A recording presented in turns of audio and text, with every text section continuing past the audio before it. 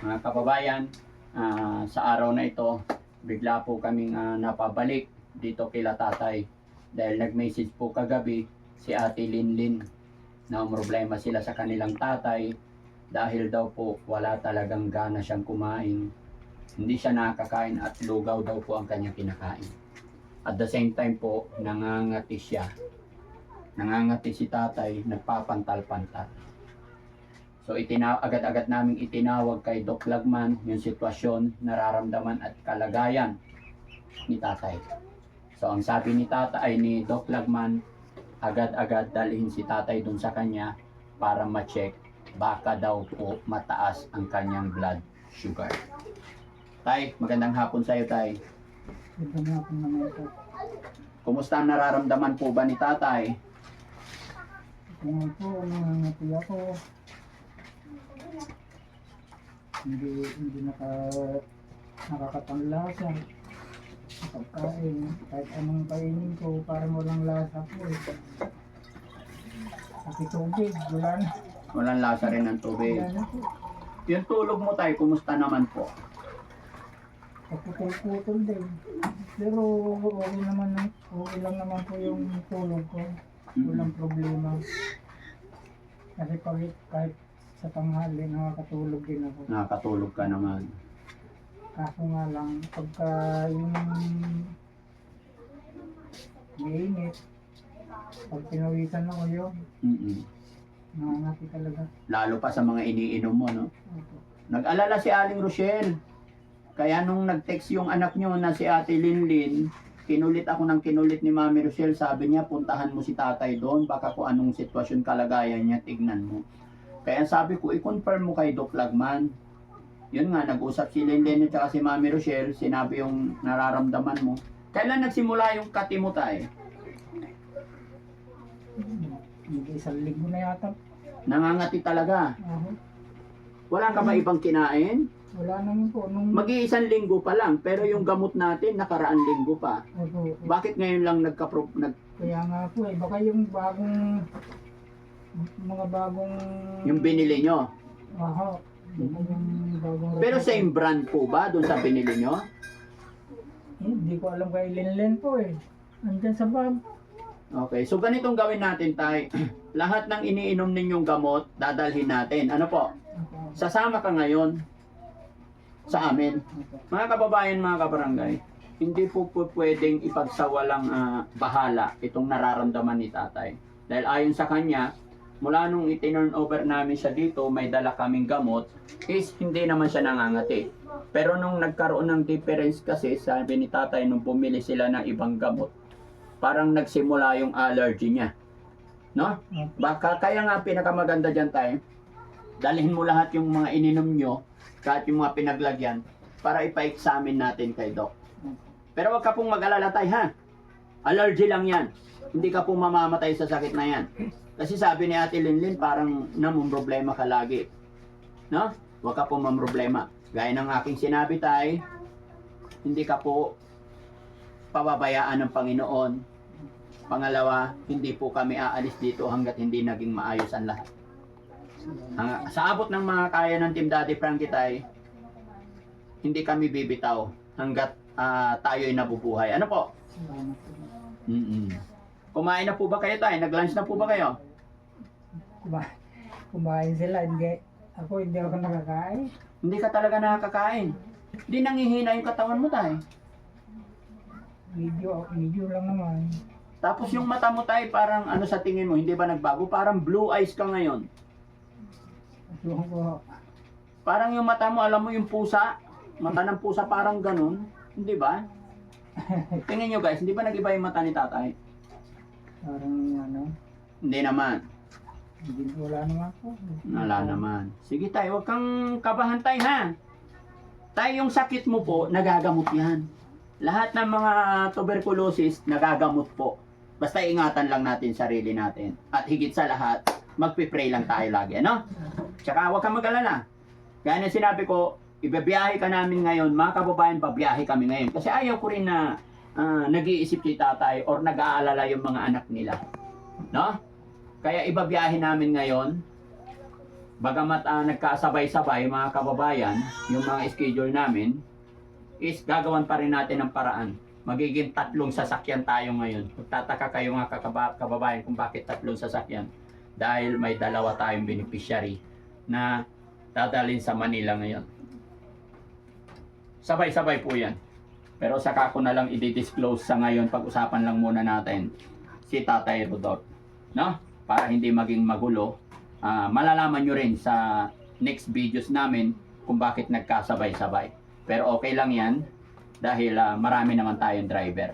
Andyan si Kuya Rizky, andyan si Kuya Jesse, andyan si Tax, no? Andyan si Frankie. Pwede rin po ako mag-drive, no? So tay, ganito yan. I-ready mo yung mga gamit mo, gagamitin mo. Huwag mong kakalimutan yung mga gamot para ipakita natin kay Doc yung nabili yung gamot, no? So, sinong kasama sa iyo tay? Wala. Wala. Si Linlen. Si Linlin daw nasa Maynila na. Apo. Nasa Taguig na. So ang sabi niya kagabi mga kababayan, pagdating namin sa Maynila, siya naman po yung mauuna na doon para pagdating doon si Lilin mag-assist kay tatay. Kaya huwag po kayong mag-alala mga kababayan, hindi po namin basta-basta ipapagamot na walang pamilya. No?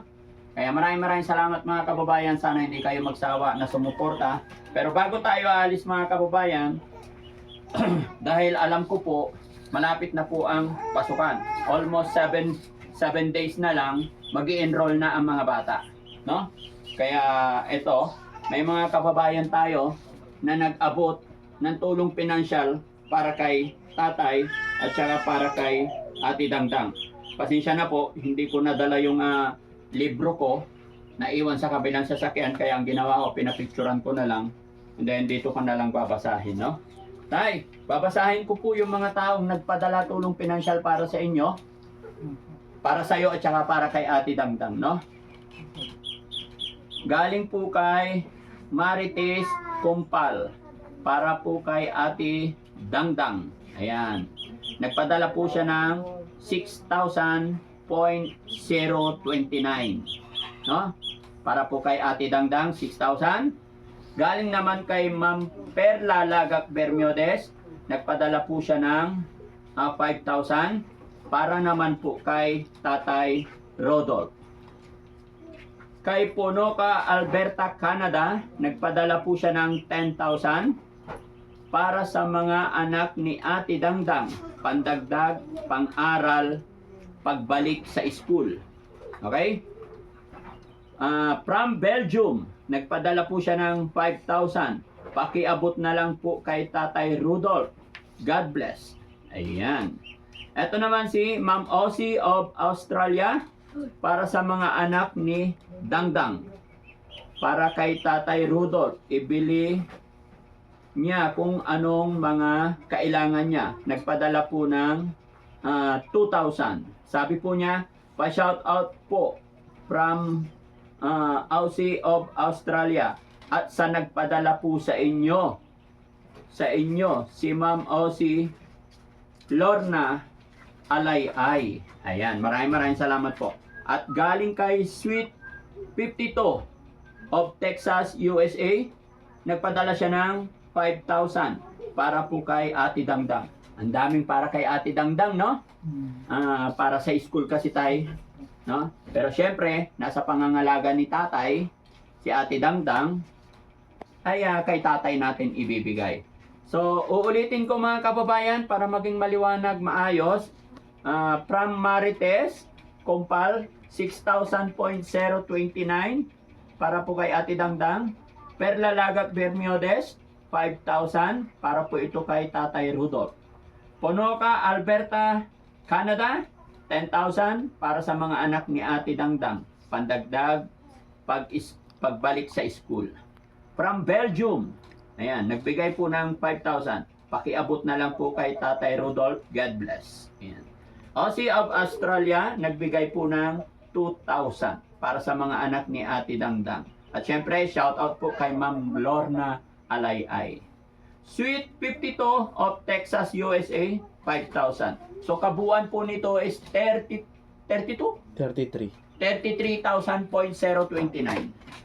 Okay? Narinig mo tayo, naliwanagan ka. Mamaya tayo, pwede mong picturean ito para mabasa mo yung mga ano, yung mga kung gusto nyo picturean, ano? Yan, mga kababayan, yung mga listahan, siya rin namang ipinapakita ko sa mga beneficiary natin. Yung libro, Crystal. nawala lang yung libro dito, Crystal. para po maliwanag, para Picture mo transparent. nga ito Yan. para mabasa ulit. Mamaya, papicturean ko tayo, no? Para mabasa.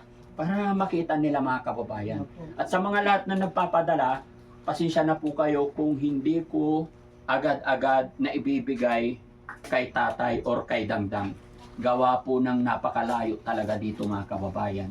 Talagang gugugulin mo ang isang araw, balikan, para makarating dito.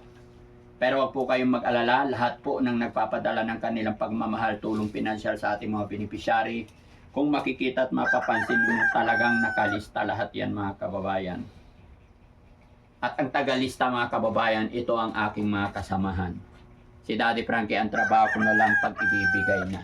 Ako po ang umahawak ng pera, honestly, pero ang naglilista, itong ating mga kasamahan.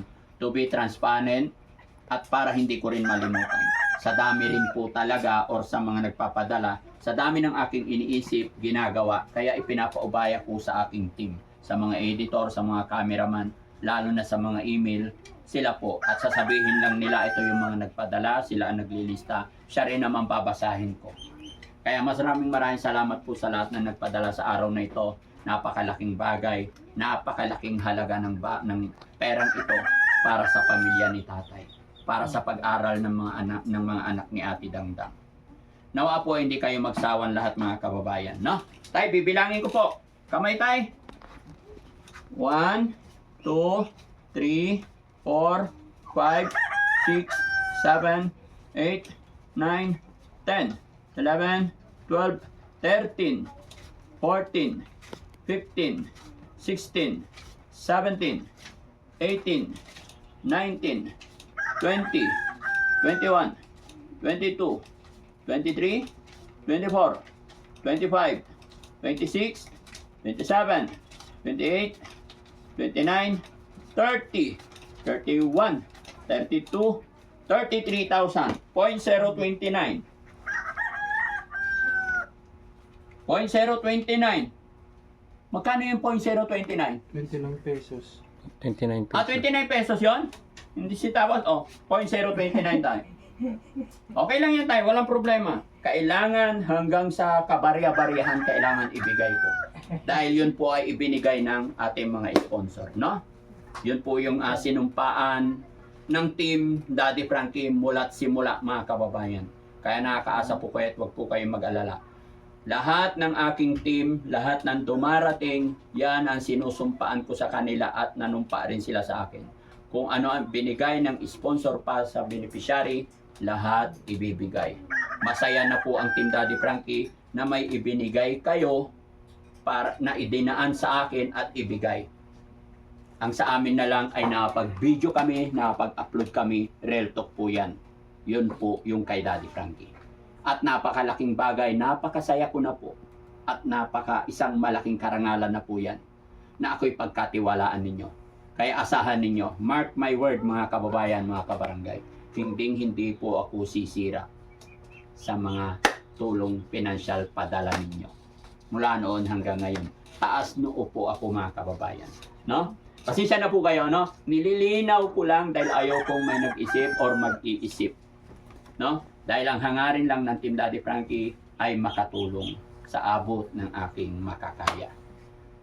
Parang swerte na lang po talaga or kaloob ni God kung nagkakaroon tayo ng magandang views ay doon din tayo kumukuha ng panggastos natin, pambiyahe natin, papunta kung saan-saan, pambayad din natin sa mga travel, mga pagkain. Yun lang po mga kababayan. So, ano naman ang masasabi ni tatay? Nakatanggap na naman po siya sa araw na ito ng 33,000. Malaking bagay na naman po sa amin itong binigay ninyo sa amin. Salamat po. Sana huwag kayong magsasawang tutulog sa amin. Lalo na kay Daddy Frankie. Kung hindi sa inyo siguro wala ang mga ito. Opo. Kaya hulog kayo ng Diyos sa amin. Mm. Kayo, parang kayo na po ang kinakapitan namin sa buhay namin ngayon.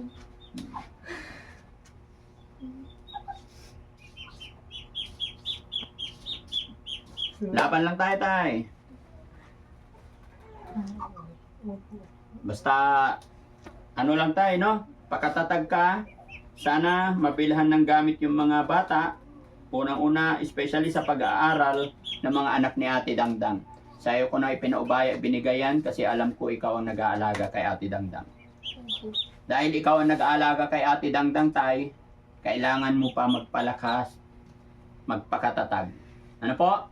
Kaya ako, bagamat kami babiyahe ngayon mga kababayan, iwan ko na tong pera sa kanila para hindi na sila nag-aalala.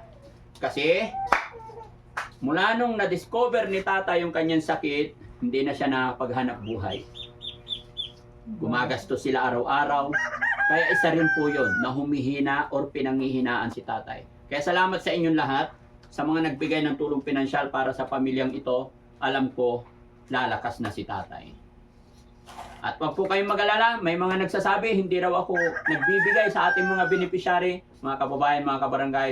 Ano man ang ginagastos ni tatay sa ospital is sinasagot ni Daddy Frankie. Lahat po yan. Hindi po sa public natin dinala si tatay. Nasa private hospital po si tatay. Yun po yung tulong sagot ni Daddy Frankie. Hindi ko to sinusumbat mga kababayan. Dahil may nabasa ako sa comment section, although hindi naman ako nasasaktan. Dahil kilala ko ang sarili ko. In-explain ko lang, baka kasi bago lang yun nakapanood sa atin. Marami po tayong tinutulungan mga kababayan. Kaya hiling ko lang na sana magkaisa, magsama-sama tayo.